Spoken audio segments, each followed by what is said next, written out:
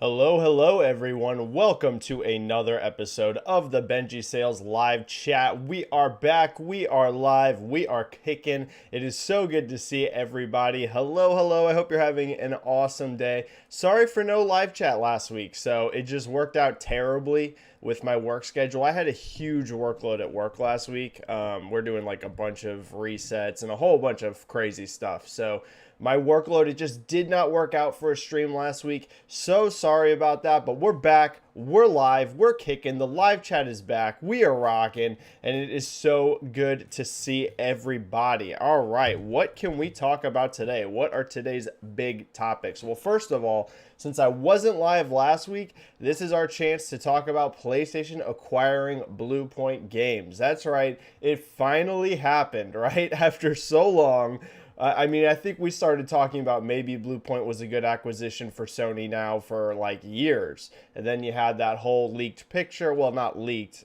Who knows? That whole situation was weird. But you had that picture that came out back when Sony acquired Housemarque. Then there was like nothing for months. So we were like, is this real? Is this even happening? Well, it finally did. So we can talk about that. We can talk about the Bluepoint Games acquisition. We can talk about, who might be next, because Sony, everyone talks about Microsoft and all of their acquisitions, which is absolutely true. But we also are seeing PlayStation being very aggressive with acquisitions. They've acquired 5 studios this year alone. Now, are those studios, for the most part as big, like in terms of just head counts and stuff, as some of the ones Microsoft has had, like buying a whole publisher in Bethesda? Not necessarily, but it's kind of being lost in the weeds a little bit with so much focus on Microsoft acquisitions. Sony's all in too. They've acquired 5 this year, and I think there's going to be more to come.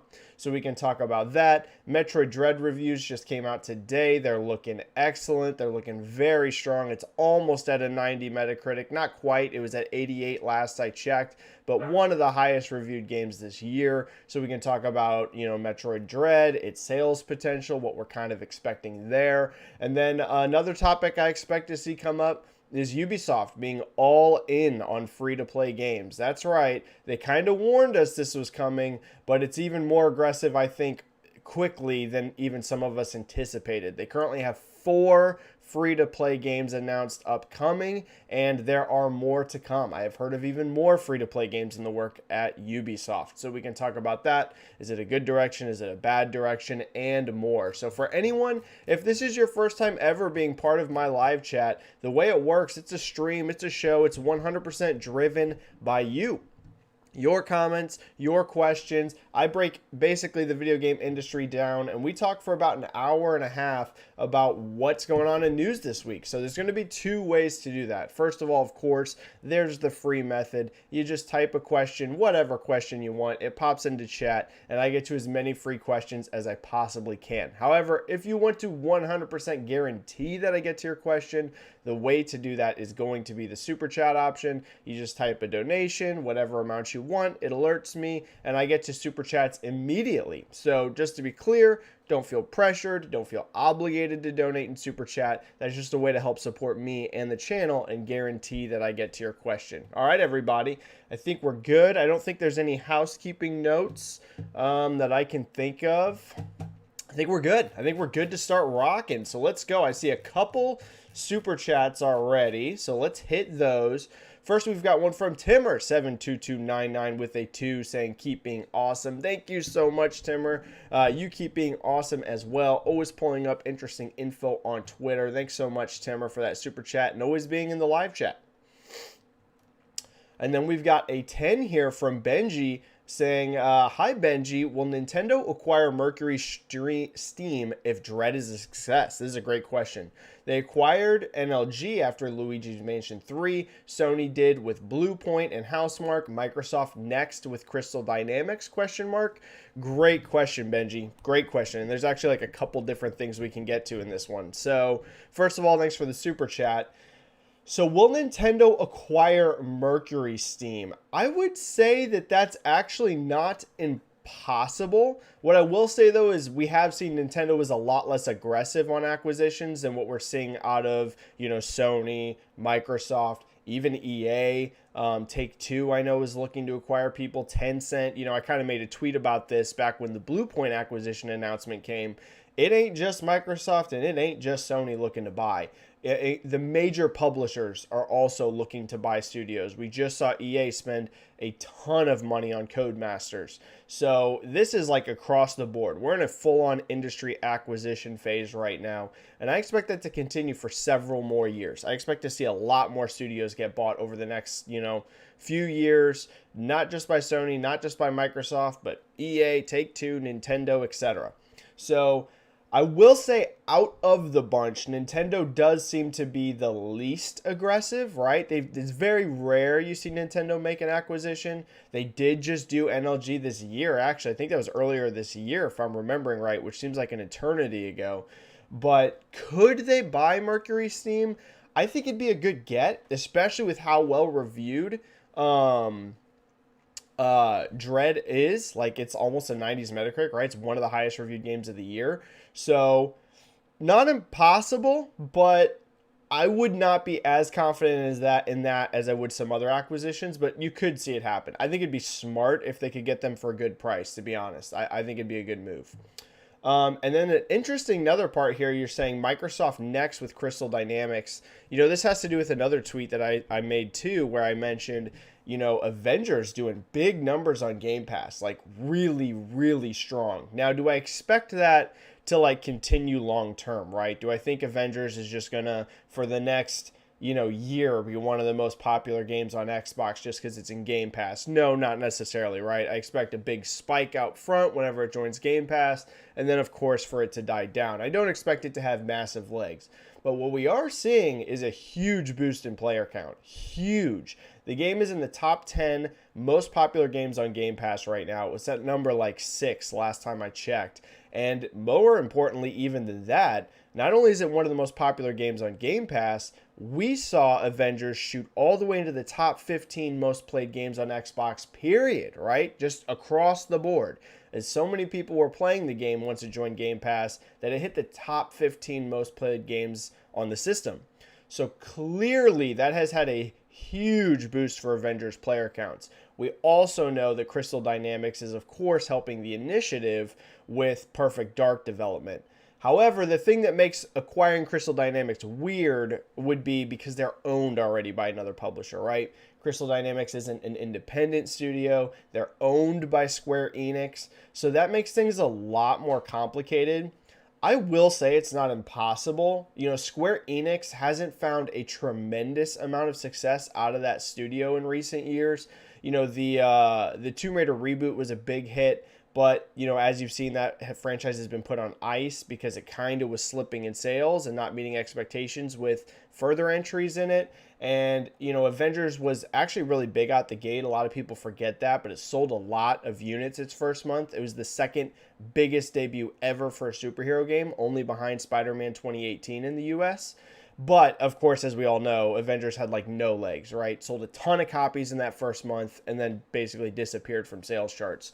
So, maybe they're not the most attractive studio for Square Enix to want to keep.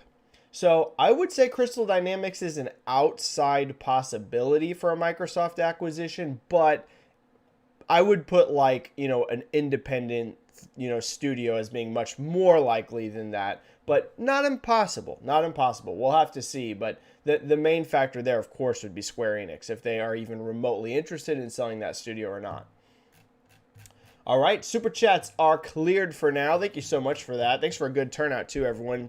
Beginning of the stream, we're already over 50 viewers, so thank you for that. All right, Elias Stapleton. Hi, Benji. Colin from Sacred Symbols said that Bluepoint is making their way to Yarum. Bloodborne reference. And then in his Discord from Sacred Symbols said that one source said to him, Bluepoint is making a Bloodborne remaster and a Bloodborne sequel. Then he said he will confirm with his Bluepoint source.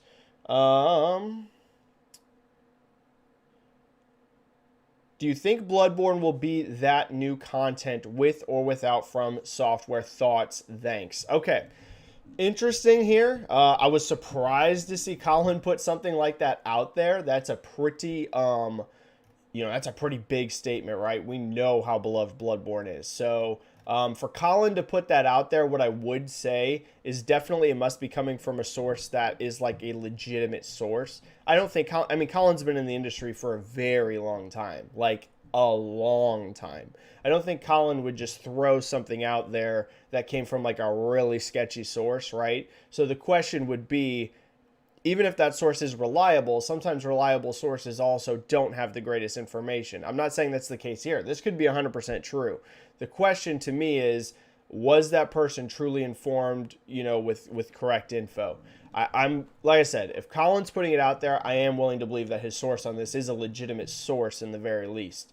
I think it would actually be pretty incredible and very smart. Very smart. And some people will get upset, right? They'll say, hey, Bloodborne is a From game. If we get Bloodborne 2, I need it to be from From. Here's my thought.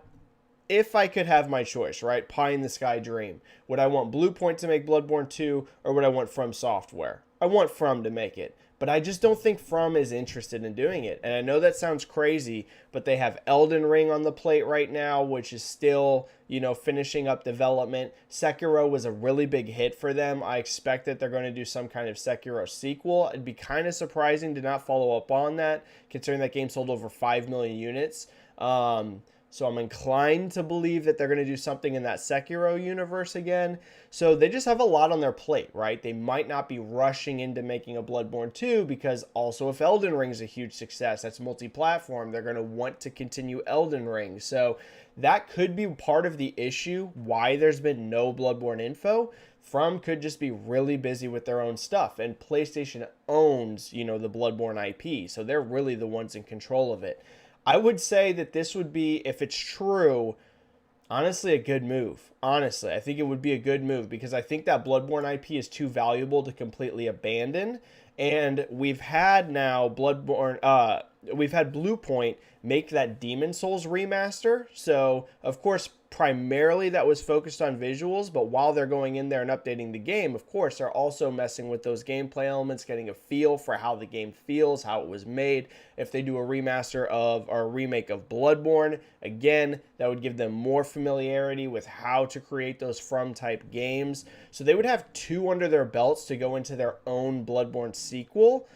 I think that could be a nice middle ground. I think instead of just throwing a random studio with no experience on working with From type stuff, I think so. And then you get a nice, revitalization of that franchise and you don't just abandon it with only one game. So I have no idea if this is true. No clue whatsoever. I haven't heard this from anybody, but I'm not against it. I'm not against it at all. Not at all. Benji here. Hi, Benji. So your final Metroid Dread sales projections, please. Will it pass 3 million and when? Yes, Benji. I expect Metroid Dread to be the best-selling Metroid game ever, and I think it accomplishes that by the end of the year. That's right. I'm going to be that bold. The game comes out in October. I think it might be the best-selling Metroid game by the time this year even ends, and I'm talking calendar year. At the very latest, fiscal year. But it might do it in a calendar year. Keep in mind it's very highly reviewed, and the main factor, besides strong reviews, the Switch is a first-party powerhouse. Almost every single Nintendo franchise, almost, not necessarily every, but almost every first-party IP that Nintendo owns, the best-selling entry ever in the franchise is on Switch. Like, that's crazy, right? Switch by itself has made almost every first-party game franchise Nintendo owns, the best-selling version is the Switch game. I expect that to continue with Metroid Dread. It's really their big holiday game. Of course, they have the Pokemon remasters as well, or the remakes of Diamond and Pearl, and those will be huge. But it's basically Diamond and Pearl and Metroid, right? That's their holiday game. So I expect a ton of marketing around Dread. And like I said, Switch is a sales powerhouse. So I think so. Yeah, I think Metroid Dread becomes the best-selling Metroid.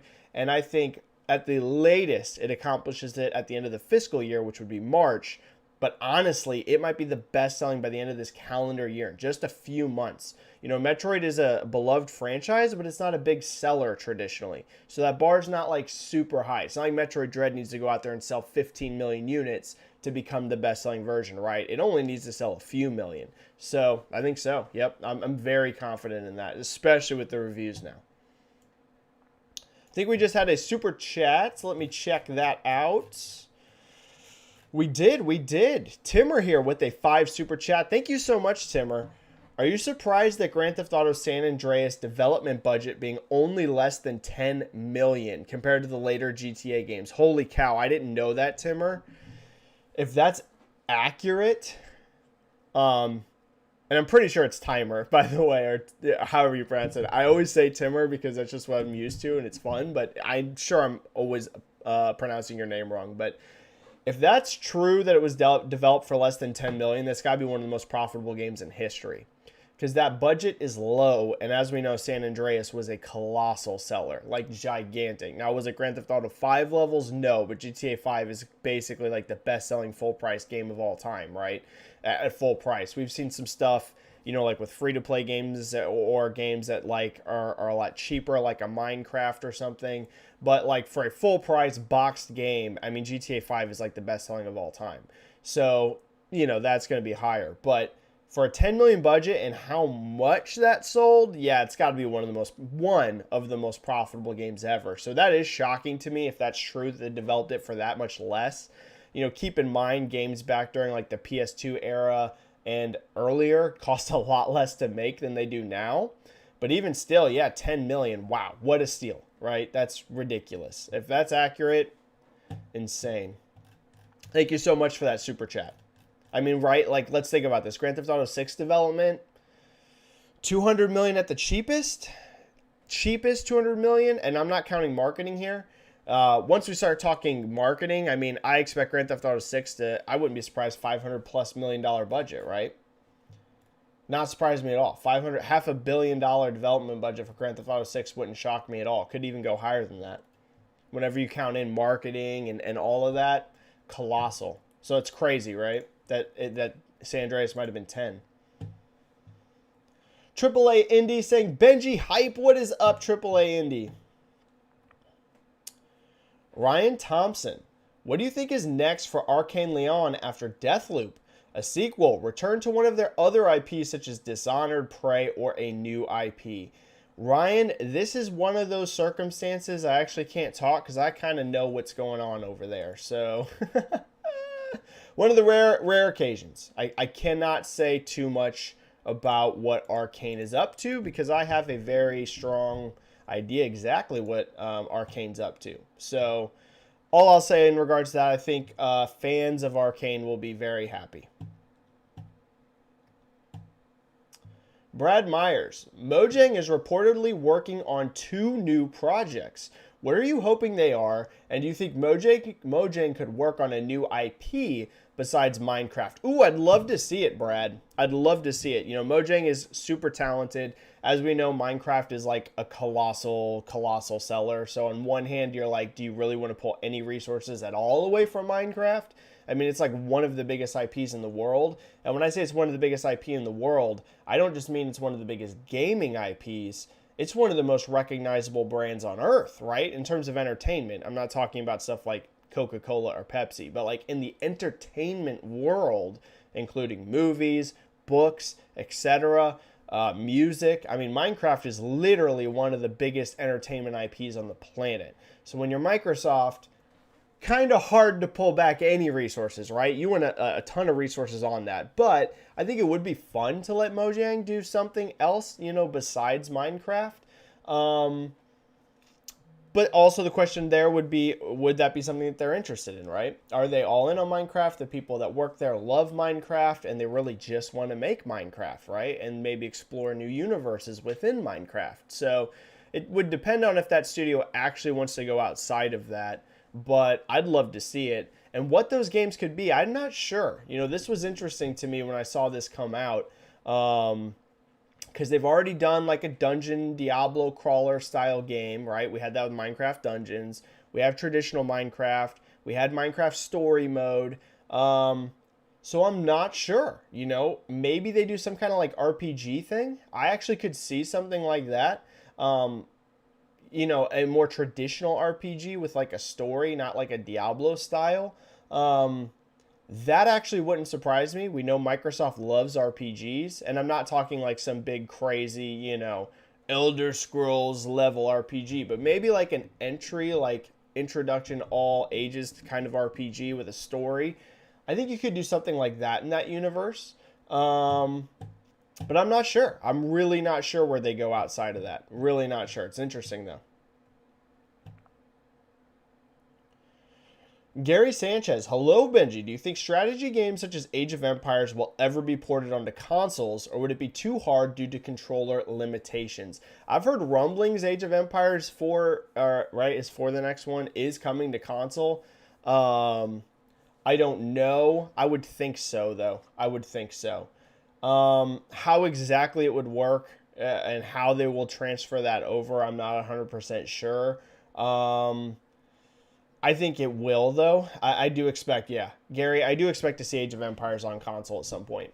Again, I don't know how soon that's going to be. I don't know if it's going to be next year. I don't know if it's going to be in 3 years. But I think they'll find a way to figure that out. It does get tricky with controllers, but it can be done. They might have to change a few things from the PC version, right? It might not be like a one-to-one replica. That might be a bit of a challenge to make literally the exact same game on PC on console, but maybe they can tailor the experience a little bit. Still the same core game, but with some streamlining on it to make it more controller friendly. I think it can be done. And I think Microsoft really wants most of their games to be on both ecosystems, PC, Xbox, and cloud. Like, they want those games everywhere. So I think leaving the console out would be a bad move. We saw this with Gears Tactics, right? First it was on PC, then it made its way over to console. I'd expect the same. Sorry, my dog's going insane. UPS just pulled up. Rush! Hey! Sorry. I think we just had a super chat. He'll chill in just a minute. UPS just pulled up. Timmer here with a 5 super chat. The info is from the former Take-Two president. Oh, nice. Thoughts on Let's Plays Plus. And yes, you always pronounce my name correctly. Oh, so it is Timmer. Okay.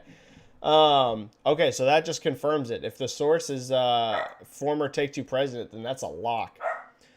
I'm not sure on what you mean Let's Play Plus, Timmer. Drop that again below that, like a little bit of an explanation, and then I'll extrapolate on that. So just drop it in chat, not a super chat. Just type in, what you mean with the Let's Play Plus.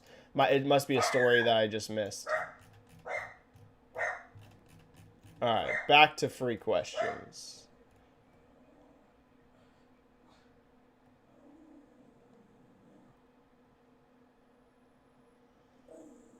Rushy boy, chill, man.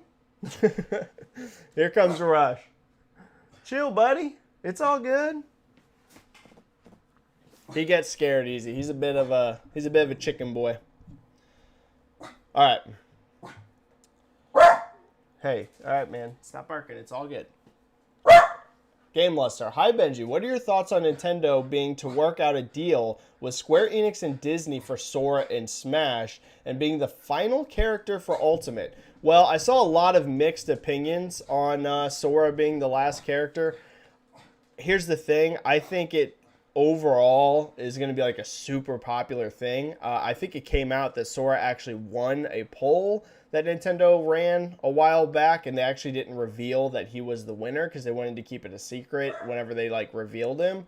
So here's the thing. Some people are going to be disappointed. That's the case with every Smash character. It's pretty rare I see universal hype for a Smash character. You're always going to have some people be like, oh man, I wish it would have been this character. This was my dream character. So is it a little weird because it's not a character that's massively associated with Nintendo? Yes, I know there have been Kingdom Hearts games on Nintendo consoles, but I think most people when they think Kingdom Hearts think PlayStation.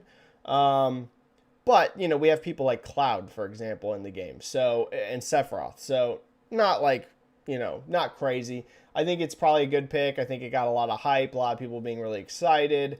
And the question now is, where do they go from here, right? When do we see the next Smash Bros? I expect it's going to be a long time. They released so many characters for this game. It was in development for so long. I don't think we see a new Smash Brothers for years and years and years. I honestly, it could be like 10 years. Maybe sooner than that, maybe 5. I think we're going to have this Smash for a long time. Look at how long it's been since there's been a new Mario Kart, right? It's been a long time. So I would say at the very quickest, we see a new Smash 5 years from now. Could even be longer. So, yeah, but it was a good get. It was a good get overall, I think. Overall, I think it generated a lot of hype and is good. Bailey. Hi, Benji. I don't know if you're into Animal Crossing or not, but what would you expect to see from the Animal Crossing Direct? Well, Bailey, I'm not the biggest Animal Crossing fan, I'll be honest. I bought it, I tried to get into it, and it's just the franchise that doesn't click with me, right? There's a few that just don't. Animal Crossing is one of them. Monster Hunter randomly is one of them. I just can't get super into it. I know it's massively popular. It was a well-made game, right? Whenever I played a little bit of Animal Crossing, I was like, oh yeah, this is made well, but it's almost a little too open-ended for me, right? Like when I play games, a lot of times I like to have I don't want to say I want to be like handheld and like super linear, but I like to have like a core objective I'm working towards. And I know you can kind of make those objectives yourself with Animal Crossing, but yeah, it was almost just like a little too open-ended for me. So super well-made game. What's going to be at the Direct? I'm not sure. I'd like to see quite a beefy new content, though. They've done some like season updates, but I think the right call here would be like a big update for that game. It's one of the best-selling exclusive games of all time, so they should put some more resources and make a beefy expansion. Not just like a seasonal event, like a full-on expansion to the game, I think would be smart. I think we had a super chat drop. Let me hit that super chat.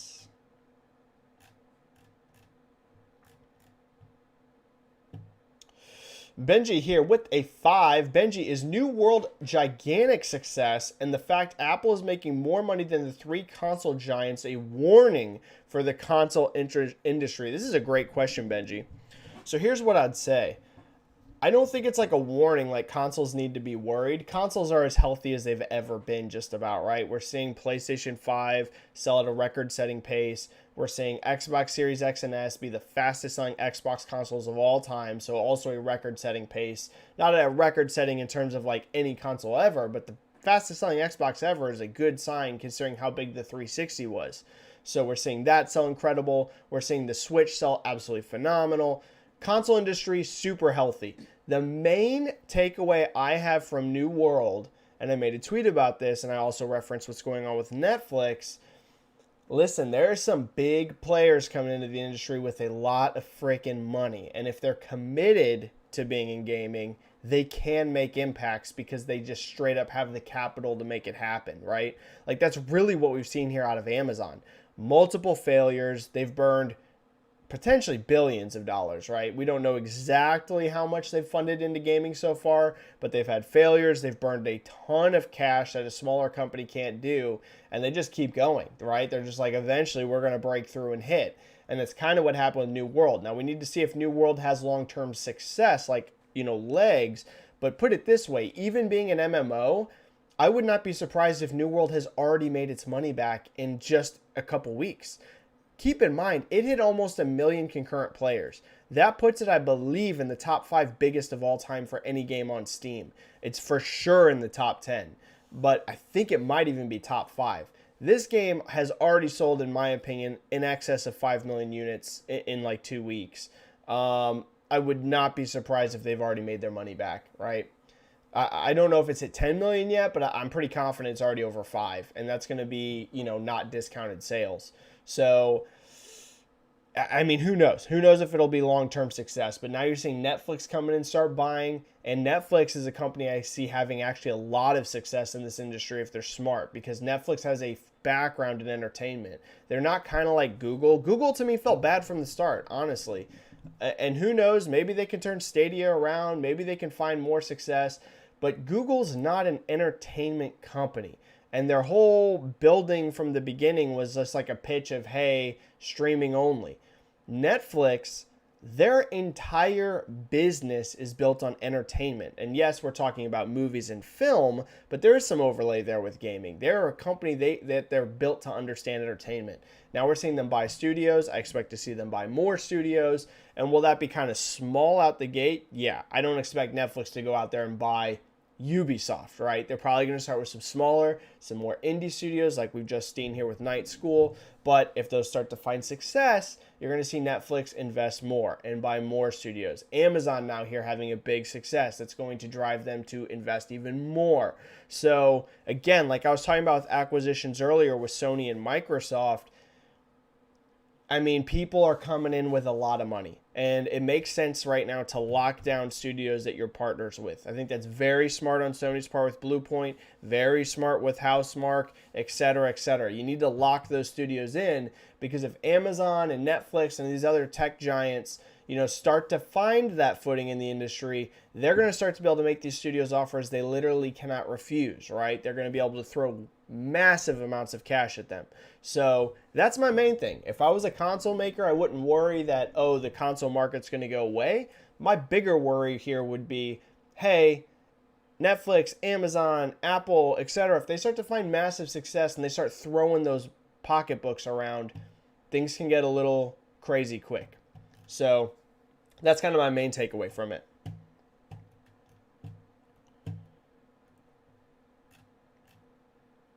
All right. Super chats are cleared for now, I think. Yep, we're clear for now.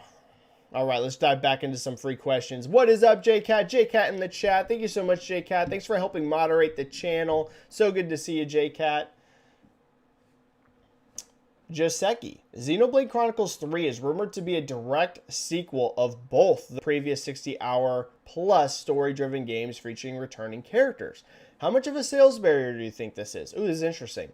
The IP is growing so much outside of games. There's so much merch coming out and selling out fast, my wallet knows, and there's clear momentum behind it, but a similar concept sounds limiting to me. Yeah, great question, Joseki. So this is one element that can get somewhat risky in terms of doing direct follow-up story-based games on RPGs, as you do potentially run into a sales barrier, right?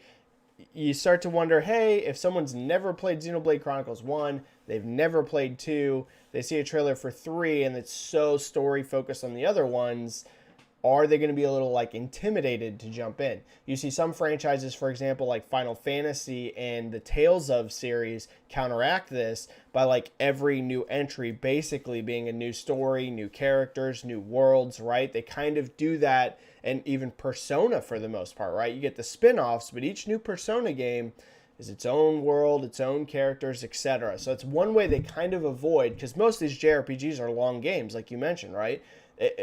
A short, quote-quote, JRPG is 30 to 40 hours, and many of them are 50, 60 plus. So that would be, I would say, a tiny bit of a worry, but I'm not too worried about it, because the Xenoblade brand in general, to me, does feel strong right now, like you mentioned, and it's growing. And also, JRPGs in general right now feel like they're having a lot of success. You look at Tales of Arise, huge sales success. You look at, Final Fantasy VII Remake, huge sales success. I expect Shin Megami Tensei 5 to be a big success. We saw Persona 5 a few years ago be a big success. Nier Automata, which I know is a bit different, but shares some stuff with JRPGs. I feel like they're just really healthy for the most part right now. And Xenoblade feels like it has a lot of strength. So it's a bit of a risk if it's super story tied to them, but I don't think it's the end of the world. I think it could still come out and be a big success.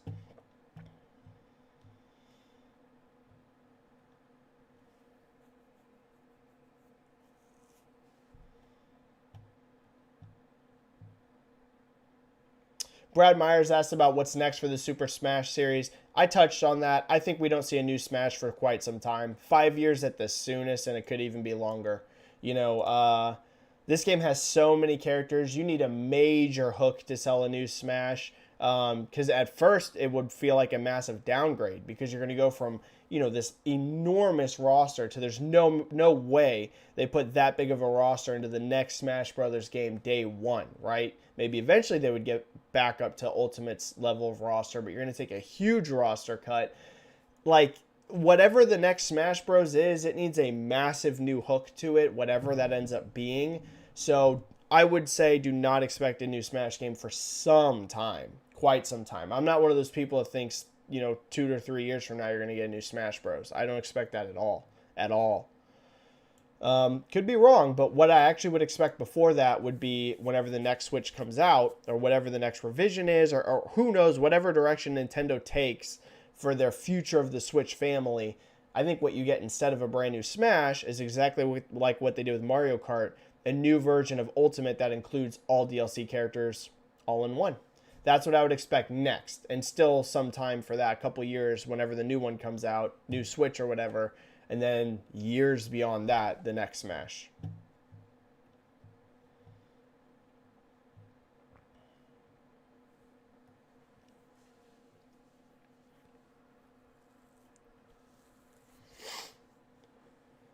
Michael Yu, given the early, mostly negative reception Call of Duty Vanguard has received so far, do you think there's any chance Battlefield will outsell Call of Duty this year? It's a great question. Vanguard, I can tell you from social metrics, looks extremely weak. Extremely, for a Call of Duty game. Like, low. The amount of, of basically all such social metrics, views, if you could look at Google Trends and searches across the board, Vanguard is like one of the lowest volume social presences I've seen on Call of Duty in many years. Now, will that translate to sales? Who knows, right? Maybe Vanguard comes out, and regardless of how anyone feels about the beta, maybe it's an amazing game, and no matter what, Call of Duty is going to be a big seller, right? It's interesting, though, to see if Battlefield could outsell it. And here's the thing. The only way that that is even remotely possible is if Battlefield is massive on PC. Because on PC, Battlefield is just bigger than Call of Duty. It just is, right? Traditionally, you go back basically every entry. For the most part, Battlefield is just a bigger game on PC than Call of Duty is. However, it's also true on the inverse that Call of Duty traditionally is much bigger than Battlefield on console. Is there a lot of console players that play Battlefield? Yes, but that's kind of the switch around you get, right? Battlefield bigger on PC, Call of Duty bigger on console. So Battlefield 2042 to outsell Call of Duty this year, it would have to be, in my opinion, colossal on PC and also giant on consoles. I've been playing the beta this morning. I've only gotten a few matches in, but for anyone that's played Conquest, I mean, just like one Conquest match is like, 20, 30 minutes? So I've probably put like an hour or two into the beta. Really good. I think it's a lot better than Battlefield 5 and Battlefield 1 were, in my opinion. I know some people are going to feel different, but I wasn't into either one of those games. To me, I like Battlefield being modern. I love Battlefield 3 and I love Battlefield 4. So I actually already in just the beta liked this game more than the last two Battlefields, but like I mentioned, it is glitchy, y'all. Now, supposedly this is like an older build. I hope that's very true because I have encountered, it's mostly visuals and aesthetics. I haven't had like a ton of gameplay breaking bugs, but like, I mean a lot of visual inconsistencies. Matches where I'm playing on the map and it like keeps flashing. It's like super weird. It's almost like it's like loading in and out, like the whole map, the sky, the buildings. I've had that several times now. I had a time where I was running across concrete, and as I'm running, these square, like perfectly square blocks of grass just randomly start popping up where concrete, like what clearly should be a concrete texture. Weird things with player characters glitching out. Like, it just doesn't feel polished, but the gameplay feels good. So there's a lot of factors there. It's all, to me, it all hinges on PC performance and then Call of Duty underperforming on console. If we get a perfect case scenario for Battlefield like that, where PC blows the freaking heck up and Call of Duty sees a big dip on console, possible. But if I was betting on it, I'd still bet on Call of Duty outselling it. Just because it's hard to bet against Call of Duty, right?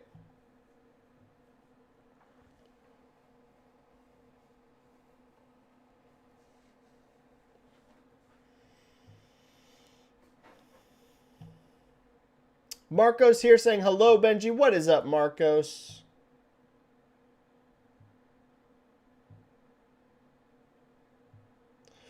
Cameron here saying Metroid Dread looking nice. I really don't see how it gets skipped as a nominee for Game of the Year at the Game Awards, but it said the same thing for Fire Emblem and Astral Chain. Game of the Year awards is hard this year, right? You even saw Jeff Keighley tweet about this, where Jeff was like, I usually, accurately predict at least 3 or 4 of the games that are going to get nominated for Game of the Year, and he said he has no idea what's going to end up being the nominees this year, and I'm with him. We've talked about this before. There are so many games bunched up with a nearly identical Metacritic score. It is crazy.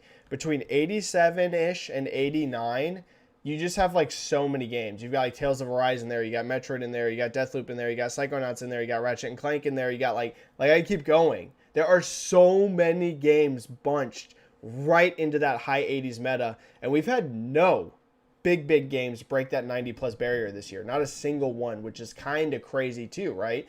Usually almost every year you have one, sometimes even 2 or 3 of those big 90 plus, universal acclaim Metacritic games. We've had, first of all, none of those. We've had some get very close, but there's so many bunched into that high 80s that some people are going to get snubbed. Like, that's just the fact, right?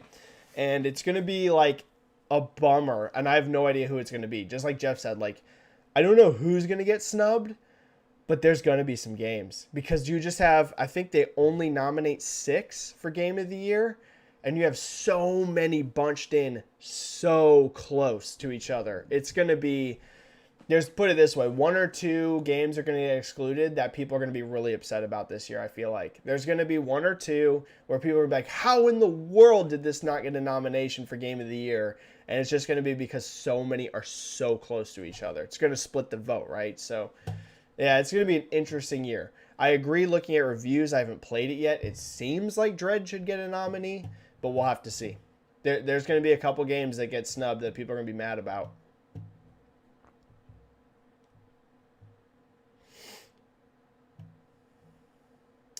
Ulfric Stormcloak, how big do you expect Starfield to be? Because Todd Howard mentioned that over 300 actors recorded 150,000 lines of dialogue. Starfield has potential to easily, and I mean easily, be one of the biggest games of 2022, and we're talking about a year that's already unbelievably stacked. Like, people forget, kind of, because it's been so long, how big a Bethesda game studio RPG is. Y'all, Fallout 4 on its first day, shipped 12 million units in a day. So, I mean, Skyrim's the best-selling RPG of all time. Now, will Starfield sell at the same level as Fallout 4 and Skyrim, especially considering it's exclusive to Xbox and PC, and also considering it's going to be available on Game Pass? Raw sales numbers, do I expect it to match what Fallout 4 and Skyrim did? No. I expect it to definitely take a hit from that in terms of raw sales units.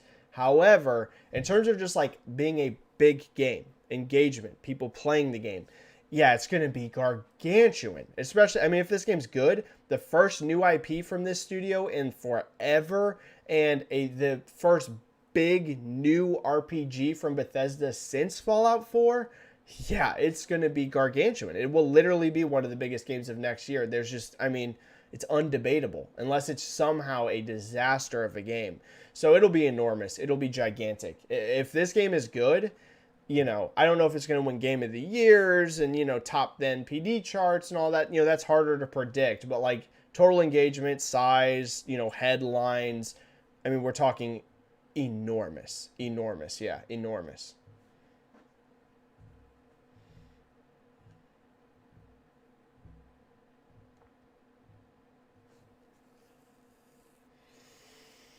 Can be. Benji-Sales, there's a big theme in Far Cry 6 reviews that Ubisoft open world games are same old. Example, lots of busy work. Do you agree with that take, and are you getting Far Cry 6? Well, Ken B, definitely going to answer that, and this is also a good way to transition into the conversation around what the freaking heck is going on with Ubisoft. Okay, let's talk about this. I've been wanting to talk about it.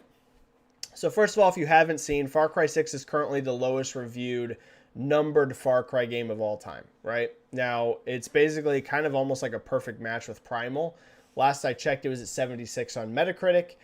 This makes it the lowest reviewed ever for a numbered entry, right? Basically, same inline reviews with Primal, but it's below Far Cry 1, 2, 3, 4, and 5. So, clearly, I think this franchise has gotten extremely stale, and this is coming from someone that actually really likes Far Cry for the most part. Like, I do agree, even with 5, I was starting to feel like I enjoyed Far Cry 5, but I was even starting to get to that point where I was like, man, this is starting to feel just so similar each game. And it seems like with 6, it's just like a continuation of that. Like, it just feels like if you've played Far Cry 3, 4, 5, you've played this game. So clearly Far Cry needs, I think, a major revitalization. Like, whatever the next Far Cry is, right? Far Cry 7, or if they call it something else. I mean, they have to make significant changes to this franchise. They just have to, or else it's going to completely stall out. Am I going to get Far Cry 6? Yes, but I have decided after these reviews I'm not going to get it day one. I was going to buy it day one. Now I'm going to wait until it's about $30. Because if it's like every Far Cry, I enjoy those games, but there's so many games to play right now. Like, I can wait. I can wait to play a new Far Cry game if it's the exact same, until it's cheaper.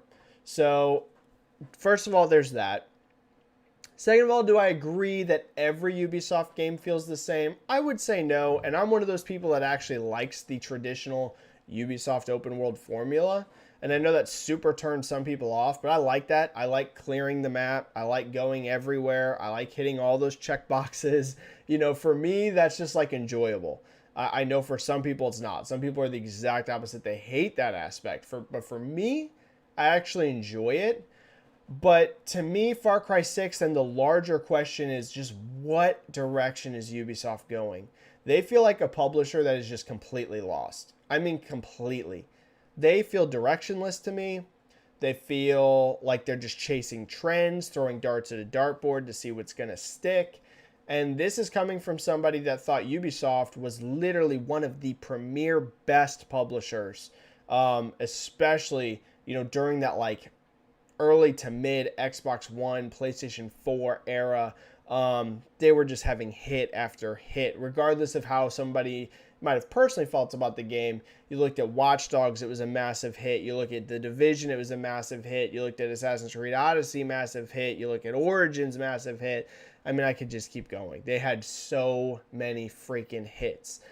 And all of a sudden now, like we just saw with Ghost Recon Frontline, I made a joke tweet about this where I was like, Ubisoft executives, when they were asked what game should we make free to play, and they said everything.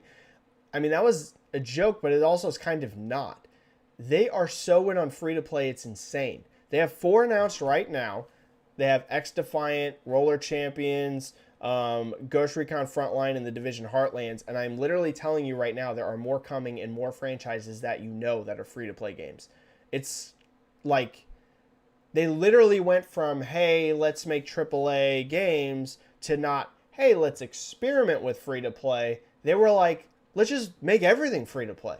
And is there going to still be boxed games? Yeah, right? You have Riders Republic coming out. You're having Far Cry 6 launch this week. But I don't understand where the dialogue internally happens, where you go, let's take what is the core concept of our business that we've found success with, and let's just go all in on free-to-play. Not, hey, let's make, 1 or 2 free-to-play projects and we'll build off that. And if that's successful, then we'll greenlight 1 or 2 more and we'll build off that and slowly build up. It's just like, hey, yo, dude, YOLO, all in, free-to-play, let's go. We're going to make 6 free-to-play games and just throw them all out there and see what sticks, right? That's what it feels like this company's doing. And it is bizarre to me. It's bizarre. And I'm going to make another bold proclamation here about Ubisoft. And there might be people watching this chat right now or in the future that are watching this chat that work at Ubisoft. So I'm not trying to bash Ubisoft. And people might think, Benji, why would Ubisoft employees watch this?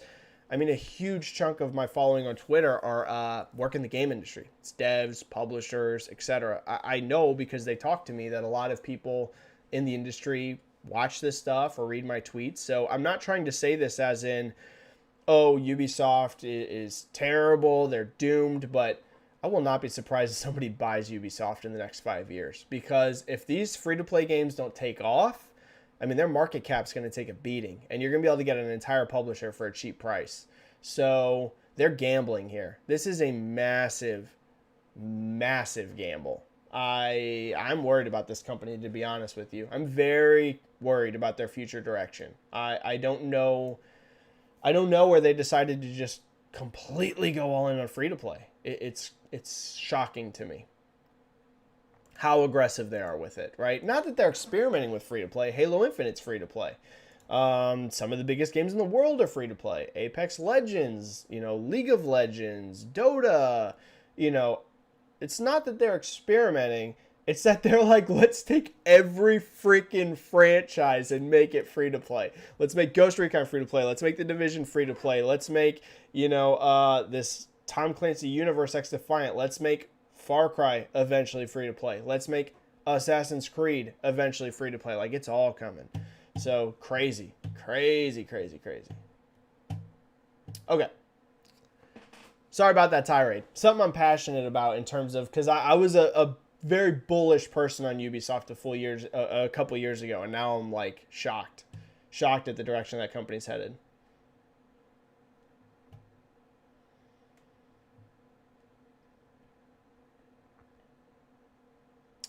Gary Sanchez, do you think Ember Labs will be acquired one day? If so, who do you think it will be? My guess would be either PlayStation or Nintendo. Oh, it'll be PlayStation. Gary, if somebody buys Ember Lab, it'll be PlayStation. Especially we'll have to see how Kina sells. I have a feeling it sold very strong, especially for the budget. We don't have any numbers yet, so we need to wait and see that.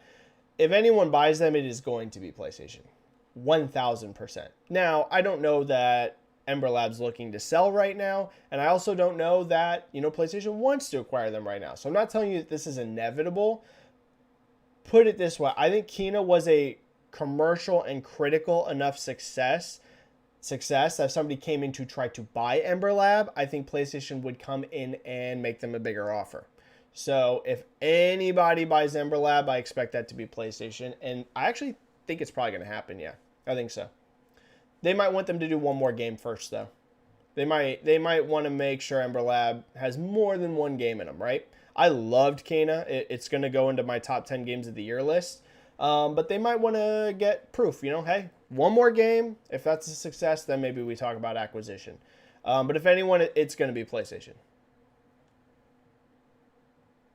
Oh, good point here by JCat that I actually didn't know with our Mercury Steam conversation earlier.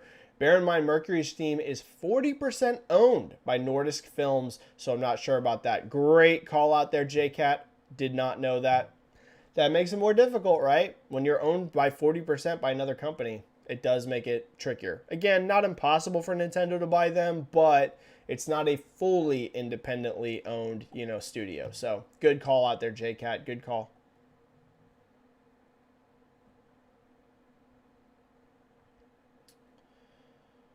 Sounds PP7. Benji, do you see the new Gotham Knights fandom tease? How much gameplay do you think we'll see, and what do you think they need to show to get those who aren't on board with the game interested? Sounds PP7. Expect a lot, and also expect a release date. Gotham Knights, I'm about 95% sure is going to get a release date at DC Fandom, and I expect that to be spring of next year. I think it's going to hit probably in that March, April, May time frame. That would be my expectation. Gotham Knights, a spring 2022 release. Tons of gameplay and a release date, all at DC Fandom. I would expect all of that. That game already looked extremely far along, and we haven't seen that game in a year. And when they showed it a year ago, they already showed a beefy gameplay segment, and then it got delayed. So that game's not that far away. So I expect a lot of showing there for it. And I thought this game looked friggin' rad. So I don't think they need to show that much more besides that it's awesome. It looked really cool to me. I think one thing some people are afraid of is that, maybe the co-op focus will, somewhat ruin it for single player fans, right, that loved the other Gotham games. I would make it very obvious that you can play this game solo and still have an awesome Batman experience. So however they want to showcase that, I would make sure you do that because, we saw how huge of sellers Arkham Asylum, Arkham City, and Gotham Arkham Knight was. So they need to reassure those people, hey, if you loved those games, like, yes, this game has a big co-op element, but you can still play it just like those games and love it. I would definitely do that. You still need to sell the co-op concept, so I would expect to see co-op gameplay too, but they need to have a right balance, right? A right balance. Single players, you can have a lot of fun. Co-op, you can have a lot of fun, but expect a big showing and a release date.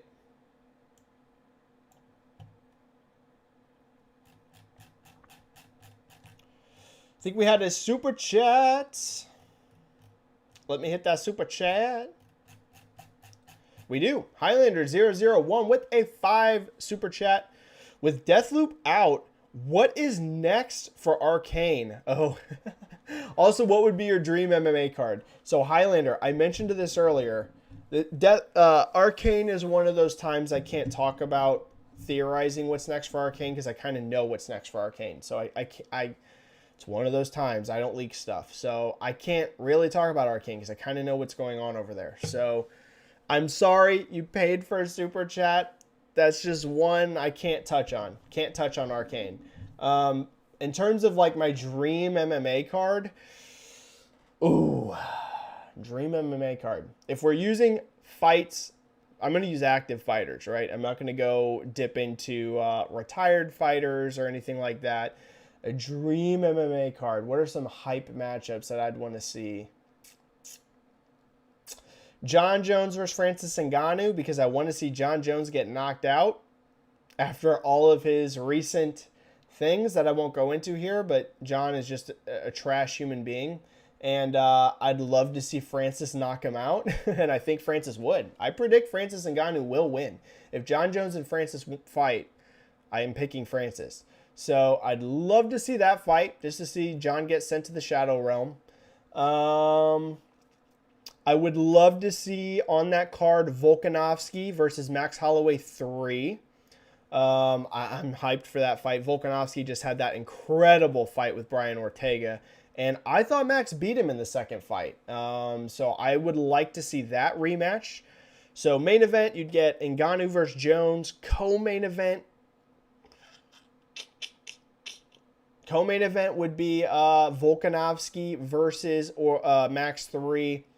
I'd also on that card for your third title fight, the big UFCs have those 3 title fights. I'd like to see Amanda Nunes versus Valentina Shevchenko. 3, I think Valentina beats her if they fight again. So there's your 3 title fights. Then we need 2 more bangers, just banger fights that aren't title fights. 2 more bangers. We're about to get one of them that I'm hyped for, which is Michael Chandler versus Justin Gaethje. So, but that fight's already, it's already happening. So 2 more bangers that aren't booked. We already have a heavyweight. We need a welterweight fight, right? We need a welterweight fight. I'd like to see Vicente Luque versus Nate Diaz. I think it'd be an action fight. I think Vicente Luque would win, but him versus Nate would be a lot of fun, and I know Nate Diaz wants that fight, so let's put that on there. Vicente Luque versus Nate Diaz, and let's put a 155 fight on there. Let me think. Gaethje's already booked. Chandler's already booked. Let's put I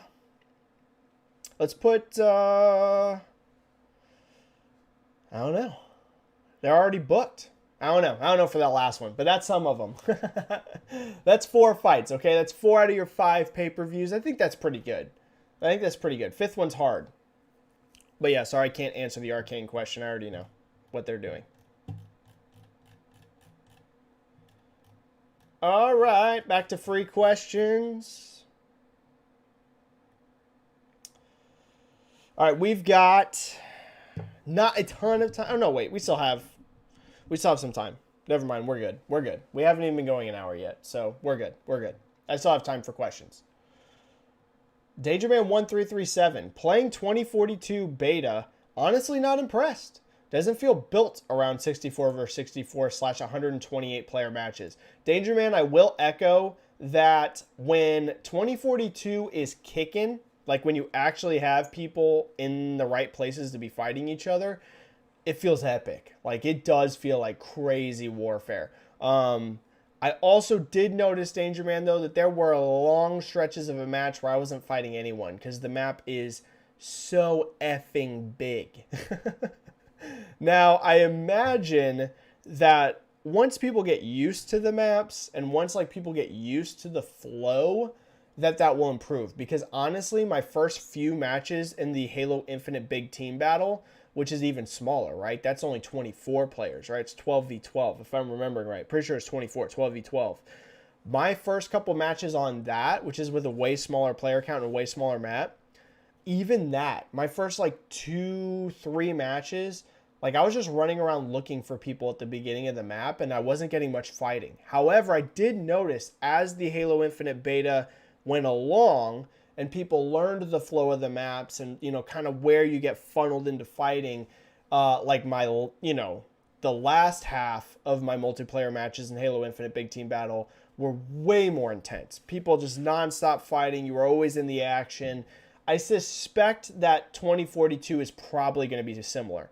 So I get what you're saying right now where it doesn't feel like it's built for that big of player counts and that big of maps because I had a similar feeling.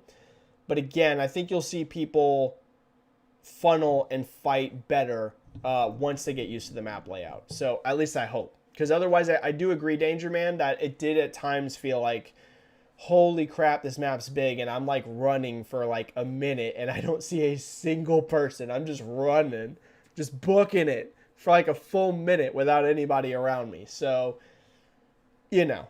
Hopefully that does that changes as people get used to the map.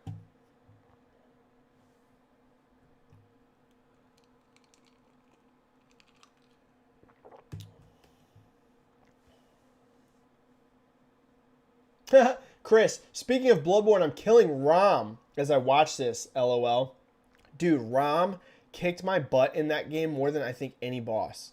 Right? Isn't Rom the one he shoots like the beams up? If I'm remembering right, like you fight him in that weird area. It's like all like smoky or something like that. And like he shoots beams and he has all the little spiders. Or she, I actually think Rom's a she. If that's the boss, randomly, that was the one that like kicked my butt, dude. A lot of people had problems with like Bloodstarved Beast and stuff. And it was like I one-shot that thing the first time I fought it. Rom destroyed me. So good luck. Hopefully you're annihilating Rom. Asher Neji, I'm really surprised after playing all 3 FPS shooters realizing this fall Halo is like number 1, Call of Duty Vanguard number 2, Battlefield 2042. Halo is most polished above all. Even Vanguard is much more polished than Battlefield. Asher Neji, I think you're right. In terms of polish, Halo by far felt the most polished of these. That's why I made a spicy tweet. You guys know me if you're watching this and you followed me for a while. I usually try to keep things like professional. I usually try to keep my feed. Of course, I tweet like some personal stuff, but it's mostly news. It's mostly numbers. It's mostly things like I try to make my Twitter interesting for people to read. Like what's on this somebody. I follow some people that I really like and like, man, so much of their tweets, and I'm not going to say any names. There's some great people, but there's like so many tweets that are just about like their random personal life. And I'm like, dude, I don't care. And I'm sure some of you get that even with some of my tweets, right? You're like, if I tweet like, oh, you know, who knows, a random personal thing, you're like, Benji, I don't care about this, right? I'm sure you get some of that too. So I try to make my tweets mostly tailored around things people find interesting because that's like my main goal on Twitter is to share interesting, you know, information. But where was I even freaking going with this? I lost train of thought. But anyways, yeah, Halo to me by far feels the most polished. Like by far, I thought it was the most polished. I get where I was going at. So I took a spicy tweet at Kotaku, which I deleted because I don't like to do the spicy tweets. But I don't know if any of y'all saw this. Kotaku, again, their editor-in-chief came out and was like, before, like, you know, when this all happened, oh, we have this amazing new direction. Kotaku, like, we're going to like change the industry. This is this big, bold proclamation about how like Kotaku is going to become this incredible thing. And it turns out like Kotaku is just literally nonstop clickbait and nonstop just being mean to people for hits. Like that's it. That was their bold new direction, was to be mean to people and just write clickbait. And Kotaku put out this article, I think it was yesterday, where they said that the Halo Infinite beta was an unpolished like mess. And it's like, what the hell are you talking about? That's not the case at all. Was there a few bugs? Yeah, of course. There's going to be a few bugs. But like, out of those 3 big first-person shooters, Halo by far felt the most polished. PC, I know, had some issues. But overall, I do agree. Like, in terms of that ranking, Halo is the most polished, then Call of Duty, then Battlefield. Battlefield felt like, to me, it needs a few more months in the can. So, we'll have to see. They are saying that this is an older build. I hope that's true, because right now the Battlefield that I'm playing feels like it needs about 3 months of polish. Like, that would be like the guesstimate. Give it another about 3 months. But I don't think they're going to do that. They need those holiday sales.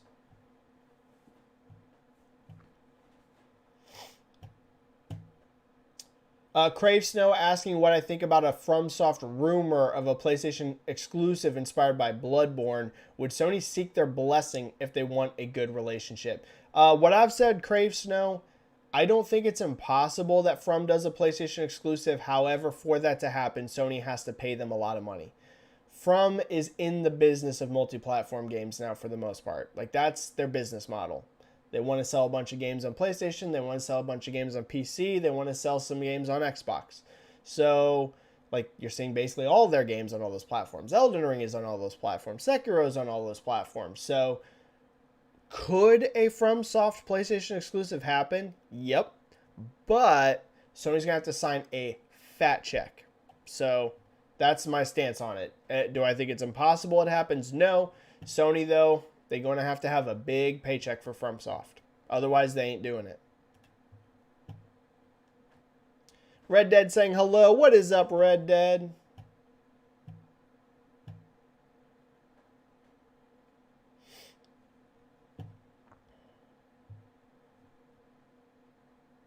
Dreamwalker, one of Microsoft's smartest decisions was to buy Minecraft. Absolutely. And actually, that is basically the reason that Phil Spencer's where he's at right now.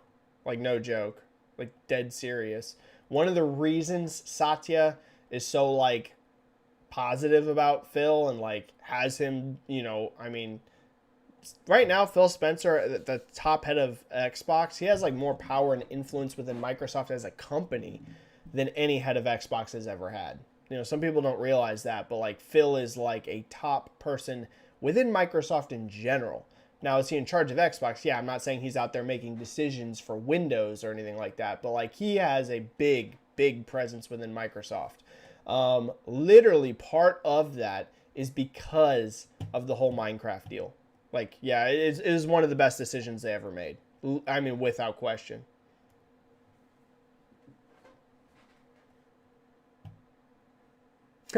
Everyone was freaking out about the dog. I'm sorry.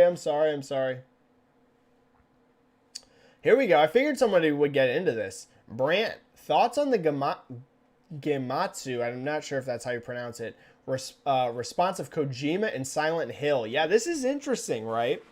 So, anyone that missed this, Gematsu came out and said that they have heard from sources that Kojima Productions is making a new Silent Hill game. Now, this continues the endless stream of rumors about Silent Hill games. I've talked on this channel about how I have heard Silent Hill rumors. Here's one interesting thing, though. I had mentioned on here that what I had heard is that there is Silent Hill coming, but that it was not Kojima that was making that game. And that actually also lines up with VGC, who is known for, breaking a lot of news, actually, in a lot of articles. Their sources told them the same thing, right? They had also mentioned that they heard that, yes, Silent Hill's coming, but it's not a Kojima game. And our sources seem to be lined up. But then you have Gematsu come out here, who is it's a very reputable site. Like, they're a legitimate site. They don't break a ton of news, like, in terms of them breaking it, but they're a great source for Japanese info. And they are saying Kojima's making Silent Hill. Here's my thoughts. These Silent Hill rumors that I heard come from last year.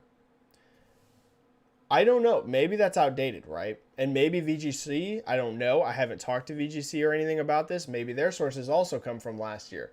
And if that's the case, I mean, a lot can change in a year. Could have been a year ago, there was no Kojima Silent Hill game, and now there is. So it could be. I'm not ruling it out. Do I think it's like a locked-in deal? Should people run and get hyped right this second and say, boom, Kojima Silent Hill is for sure happening? I'd wait a little bit still, but it's not impossible. Like I said, the things I heard are from a year ago. Things can change in a year, right? So it could be. It could be they've worked something out.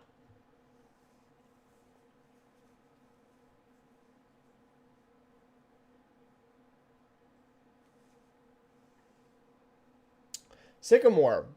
This is a great question. Benji, why do you like numbers so much? Dude, actually, let me explain it to you. Some of you have heard the story if you follow me for a long time. I come at this differently than I would say people like Matt Piscatella and like Daniel Ahmed, like guys that do this for a living. I think why I like this so much and talking about numbers is, and I could be wrong, I haven't asked them exactly why they do this, but I think they find it super interesting and fascinating. But the whole reason I got into talking about numbers, interested in numbers, why I feel like it's important, and why I do it all day, every day for free, on my social media channels, is because, so years and years ago, the way this all kicked off for me, I was just a gamer like everybody else, right? Since I was a little kid. I got my first console when I was like young. I don't know, 5 maybe. It was the Super Nintendo. And I was just a gamer, not looking at numbers, nothing like that, until I was like in my senior year of high school. And then I was back in the day, some of you guys are probably too young to remember this. There was a site called GameTrailers.com. A lot of the Easy Allies guys that are around right now, if you know Easy Allies, they come from Game Trailers. Well, that was the first forum I ever joined to talk about video games. And I was just on Game Trailers, and again, none of it was at numbers at this point. I'm just playing games. I'm just a huge video game fan, like 99% of gamers. And I'll never forget, it was a random thread that was made on the Game Trailers site, and someone was talking about sales of Fable, the Fable game. In my brain, this like clicked a switch because I was a huge fan of the first Fable. I used to have buddies that would come over, and they'd come over to my house after school, and we would play Fable on the original Xbox, and I was a huge fan. And I knew me and my friends loved Fable, but I didn't know who else loved Fable, right? And suddenly when I started seeing sales numbers, it like ignited something in me where I was like, this is fascinating. Now I know how many other people are interested in Fable and how many other people like Fable. And that's where it first started for me. It wasn't even really like a super interest in the business. It was like almost, hey, I'm interested. What's popular? Like, what are people playing? What's driving the industry in terms of just like, people are playing stuff. What's setting the trends? And then that's how it started for me. And from that point on, literally from that day on, I just started trying to find as many numbers and as much information as I could. And as that transitioned to me talking about it on Twitter, the actual catalyst, because I talked about this on forums for years. I was on Game Trailers forums for a long time. Then I was on VG Charts forums for a long time. Then I was on NeoGAF forums for a long time. Then I was on Reset Era forums for a long time. And now I'm not on any forums.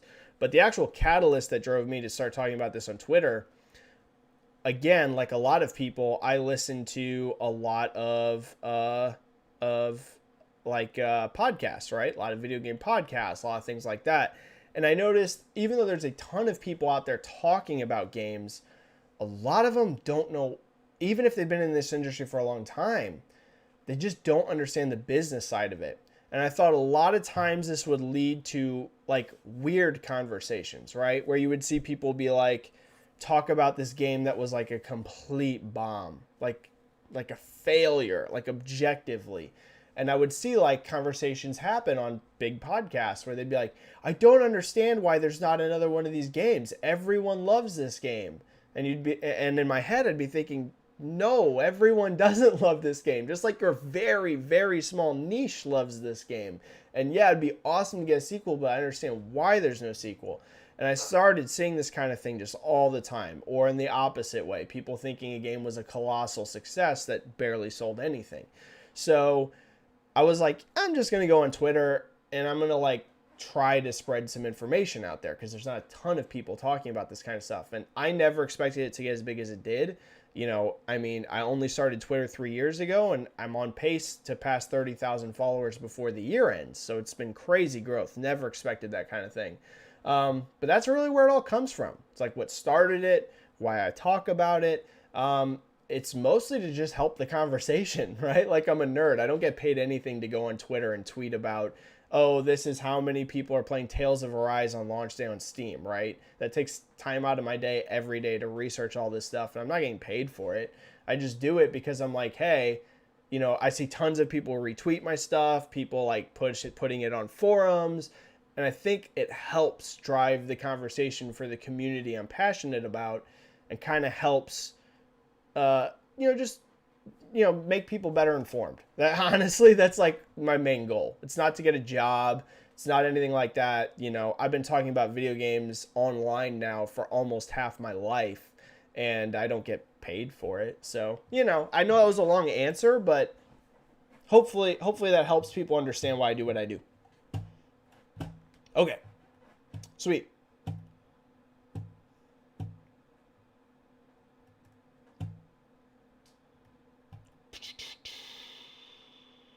Brian King saying hi. What is up, Brian King? We've got time.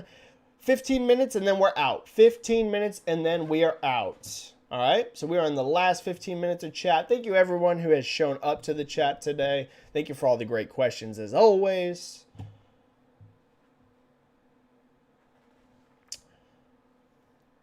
Danger Man. I think Halo Infinite may outdo Call of Duty Vanguard. Ooh, interesting. Especially if PC version gets more optimization and thus more playable on lower end machines due to free to play. Yeah, it's interesting, Danger Man. I'm very curious how big Halo can be as well. Now, in boxed sales units, is Halo Infinite going to come anywhere near either Vanguard or even Battlefield? No. I expect Halo Infinite to by far sell the least amount of units out of those three. But the interesting element is how big can it be in players, right? Because it is completely free to play, whereas Vanguard and Battlefield are not. If it's big on PC and if they can retain players, Infinite could be massive. Could be. Personally, I think the gameplay loop is good enough that they can keep a sizable player base for a long period of time. I think the main thing for Halo Infinite is going to be how do they support this game, right? It has to constantly have constant content. And it has to have good updates, good cosmetics, all this stuff, right? That's really how you have to retain player counts nowadays. Like, you have to look at Fortnite, look at Apex Legends, look at the most successful players in this space. How are they doing it? There is constantly something new to play in these games. Whether that's a new map, whether it's a new battle pass, whether it's new weapons, whether it's a new legend to play as. Like, it's just constant. You have a constant feed of stuff.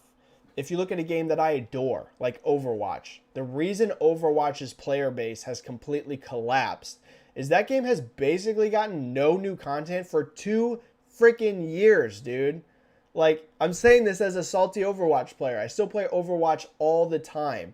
But besides, like, once every, 3 months having, a holiday-themed loot box skins, there's nothing. There's no new maps, barely. They just had, one random deathmatch one that was added, but not for any of the main modes. There's no new heroes that have been added to the game in years, so that's completely gotten people off the game.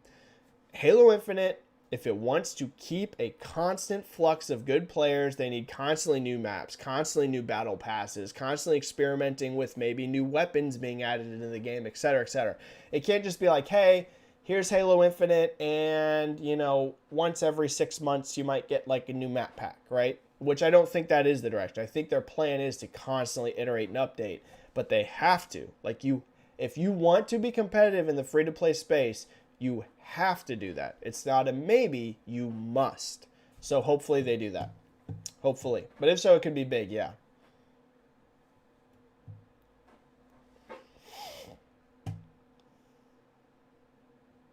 Dreamwalker, where's the link source on Xbox Series XS being the fastest selling Xbox? Their last conference call, straight from the CEO's mouth.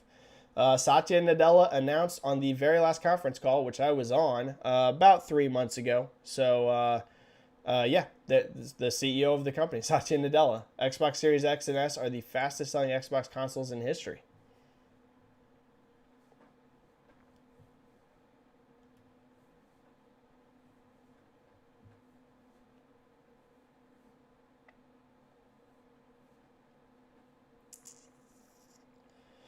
Brian King, Sony should buy Square and cut the fat.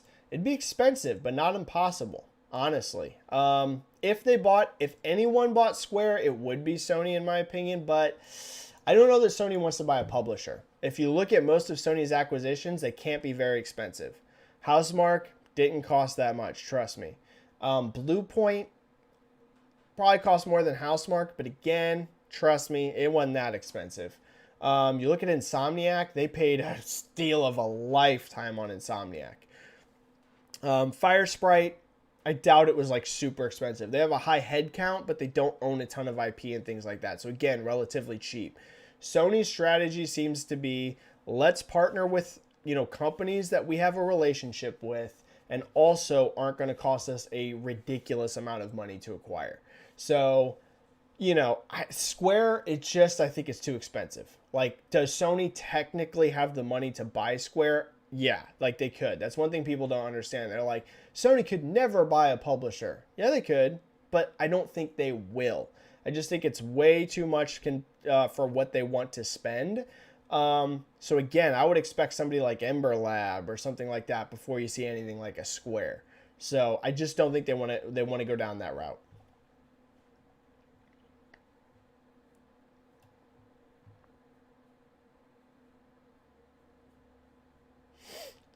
Deadly 8, hey there, Benji. I'm so afraid that in the near future, the gaming industry will consolidate so much that we won't have independent developers / publishers. Am I worrying so much?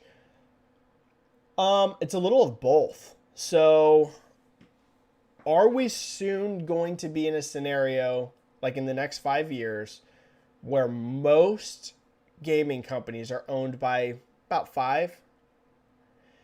Yeah, I think so. I think we have a lot of consolidation still to come. People are like already freaking out about consolidation in the number of studios being purchased. We've got more. It ain't stopping, and it ain't stopping anytime soon. It's going to be continuing like this for years. Like, keep in mind, look at the movie industry.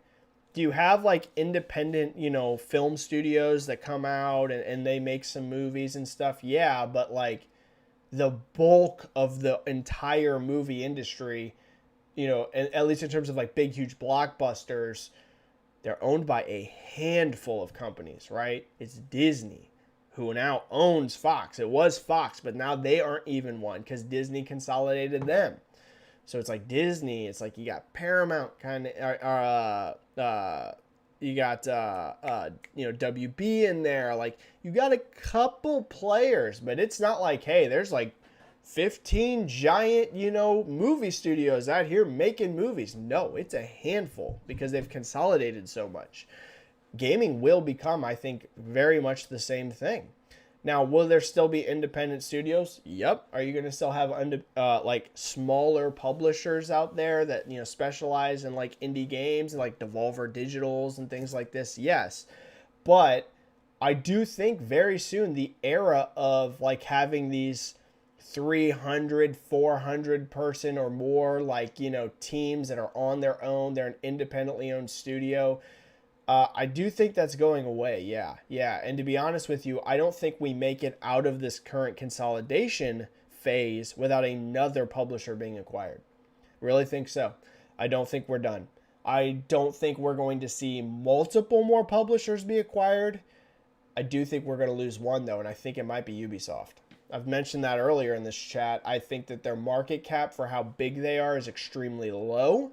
When you look at how many IP you can get, and whenever you look at their giant number of talented employees and you look at how much they actually cost, to me, they are the most ripe to be acquired by somebody. I think an EA or a Take-Two, that's so big, right? And I think that they're a lot harder. I think Ubisoft's a strong contender, or it could be somebody else. But I think, yes, we will also lose another one of the major publishers during this consolidation phase as well. Because here's the thing. If Microsoft don't buy you, Tencent's going to buy you. Or maybe Amazon's going to buy you. Or maybe Sony's going to buy you. Or like, that's why we're seeing so many studios acquired now, right? We're in a domino effect.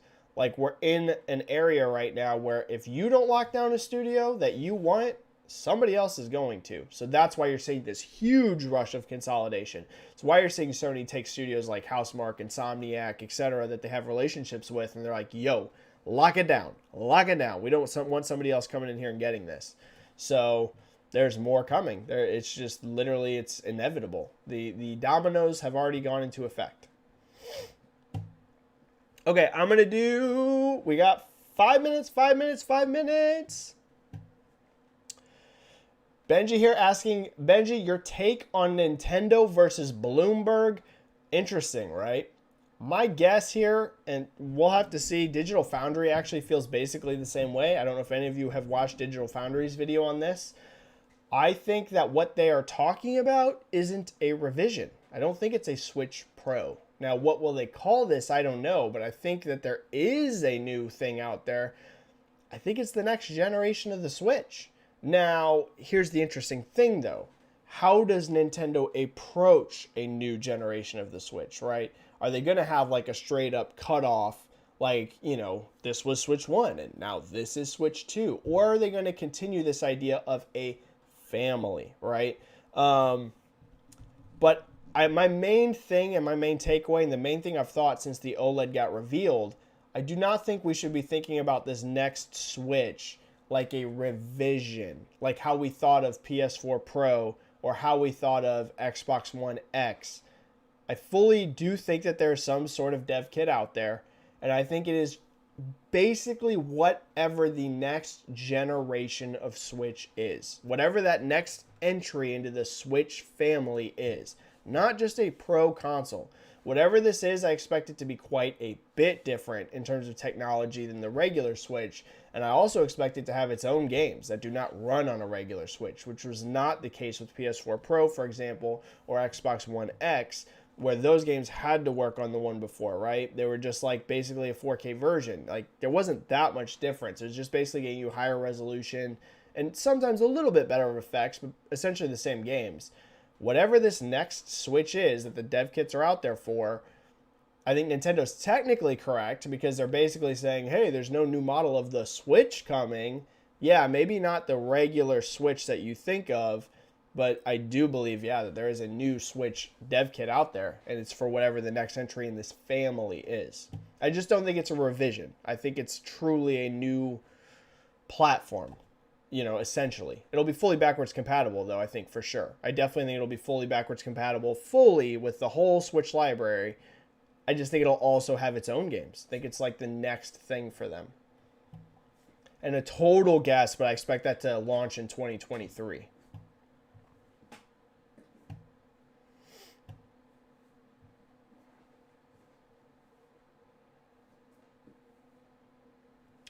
All right.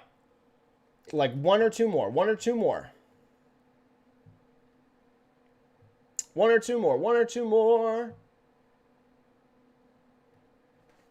Danger Man says, I think Forza Horizon 5 will break that 90 Metacritic barrier. I think it's strong chance. If it's anywhere near as good as the last ones, it will be. The question though is, you know, will it do it? But I mean, the last two are both 90 plus, so definitely could. We'll just have to see.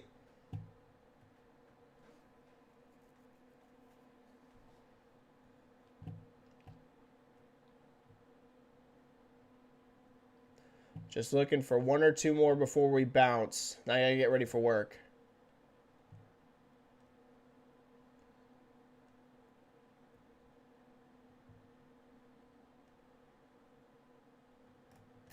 I'm going to scroll to the bottom. Oh, wow, I missed some super chats. Okay, well, there we go. All right, some super chats here at the end. We had JCat. with a cute puppy sticker with a super chat. Thank you so much, J-Cat. Thanks for being amazing as always. Highlander with a 2 super chat saying, what kind of pie do you like? Much love. Well, pie, I'm not like a big pie guy. I would guess I would say like a chocolate pudding pie, which might sound kind of weird. Like you'd think I would say apple or pumpkin, or you know what? I do like pecan pie. Let me correct that. Pecan pie. My favorite kind of pie, pecan pie. And then Split End 89 with a 2 super chat. Which will be bought first? Oh, what a good question. Split End 89 coming in with the 2 at the end. Which will be bought first, Bungie or Remedy? Love you too, Split End. Thank you so much, man. Here's the thing. There are reports out there, which I have reason to believe are true. I can't tell you this for fact, and I'm sure some of you have heard the rumblings before, that Microsoft inquired into buying Bungie not that long ago. Think about last year. But that price tag was big, huge. A lot of people don't realize how freaking massive Bungie is. Put it this way, Codemasters. Think about Codemasters. They sold for almost $1 billion to EA. It was just under, I think it was like 900 something million. Bungie is literally one of the biggest by far developers in the world that's still out there, that's not owned, that's fully independent. They have hundreds and hundreds of people, and Destiny is still enormous. Like, people don't realize that. I think sometimes they kind of bounce out of Destiny. I mean, if you look at the Xbox most played charts, it's literally in like the top 5. And if you look at like the Steam charts, it's like in like the top 5 a lot of days. Like, Destiny is still massive, and Bungie owns that IP. So you have to first of all pay a fortune just for Bungie themselves, the enormous headcount, the pedigree of the studio. Then you also factored into that price tag, you're paying for Destiny, which is an enormous IP still. So they're so expensive. Put it this way, if someone buys Bungie, I'm not exaggerating with you, it's for billions of dollars. They're not going to get them for 500 million. You're going to spend over $1 billion to buy Bungie. Whenever you factor in that, could you get just Bungie without the Destiny IP for less than that? Yeah, yes. But you also have to buy that IP, and Bungie's going to value that IP when you go in to buy them. So it's going to cost so much freaking money. So supposedly they inquired, price tag was too high, didn't happen. So I would say of the two, my guess would be Remedy first, just because you could get them for so much less. But again, Remedy also is not going to be cheap. They also now have multiple projects that are being funded by multiple publishers. They got Epic giving them money. They've got, we talked about this on the last chat, and I brain farted on them again last chat. They have money coming from multiple areas, and they're still huge. I think Remedy's like 300 plus devs now.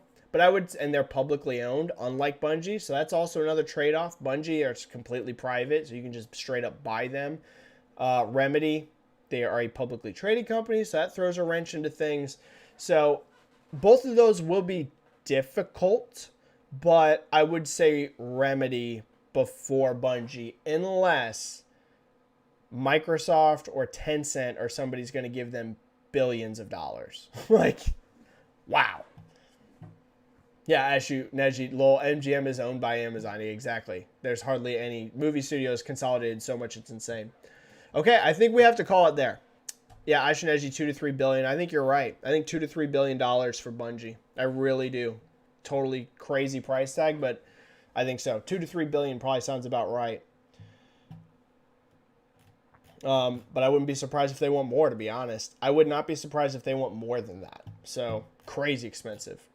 All right, everybody, I have to go. I have to go there. I wish I could keep doing the chat. We still have questions pumping in, but I like literally have to be at work in 1 hour. So I've got to go. Thank you so much, everyone, for another awesome episode of the live chat. Make sure you like the video if you like doing these chats. Just click that like button. Helps the YouTube algorithm. Also, subscribe to my channel if you're not subscribed already. We did pass 3,000 subs, which is awesome. That was my main goal. Eventually, we'll get to 4K, but I'm in no rush to get there. I was just happy to get to 3,000.